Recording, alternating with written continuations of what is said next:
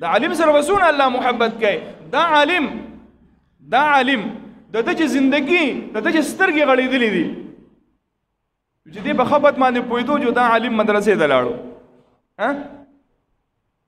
ته لاړو هلته یې قاعده شروع کړه لګیا دی استاد ورته سبق وایي قاعدې پسې بیا ناظره شروع کړه او کله استاد وایي کله ټکوي کله ډوډۍ سپوره کله چې کوم دی سړه کله ګرمه کله سالن ښکلې کله نه دی ښکلې کور ته راشي مورې زه نور سبق نه یم ولې هلته استاد دونه وهل کوي او دونه قاریږي او قاري صاحب خود شي بس ما ته بدې خبرې کوي او دا کوي او دا بانې لټوي چې مور یې ورته نه بچی ګوره که نه دا ټول خلک په خپلو بچو سبقونه نه وایي سکولونه پې وایي کارونه پې زده کوي کسب ته یې کښېنئ خو بچې زه به تا باندې دا غواړم چې د قیامت په ورځ باندې اعلان وشي چې پلانکې د پلانکې زوی هغه دې راشي او نن به د الله په عرش باندې د تاج ورپسې ورکولی کېږي او موږ خو هغه تاج غواړو او د قیامت په ورځ باندې دا اعلان وشي چې د ده مور او پلار ته تاجونه ورپسر کوي د جنت لباس ورته ورواغوندوئ او اعلان وشي چې ای صاحب قرآنه تا قرآن دپاره سخت او تکلیف برداشت کړی اقرأ ورتقي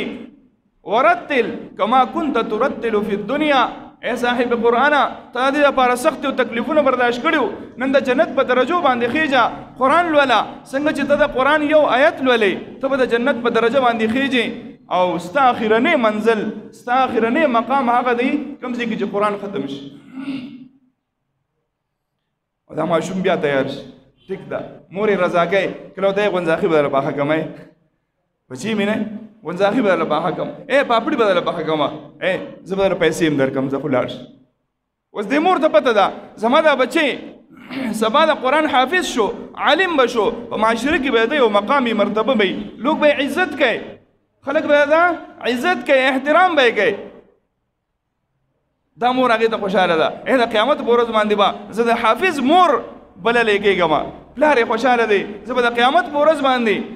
زما بچی به حافظ قرآن راپاسي زما بچی به عالم راپاسي مفتی به راپاسي او دا ماشوم ډېر په تکلیفونو او په سختو باندې دا سبق وی او حتی تر دې چې د غونډه د ځوانۍ چې کوم عمر دی هغه هم په مدرسه کې تیر شي او چې د مدرسې نه رافارغ شي داسې ښایسته منظري داسې یو ښایسته مقامي دا مور او پلار یې داسې خوشحالي په دې جامو کې نه ځي بچی عالم شوی دی یو مقام او مرتبه حاصل کړې ده او د خپل خپلوان نه غونډ شوي دا څېرې ورته چې خلک خوشحالي هلکه علم دې مبارک شه فراغت دې مبارک شه او د هغې نه بعد فورا واده ولوږي د ده د ځوانۍ عمر چې کم دی هغه غونډه ګناهونو نه محفوظ پاتې شو دې غریب خو ګناه ته نه دی جوړ شوی دې غریب خو لوپرو ته نه دی جوړ شوی ده خو چې زندګي سترګې غړولې دي دوی چې په ښه او بد پوهې شوی د عالم لیدلی دی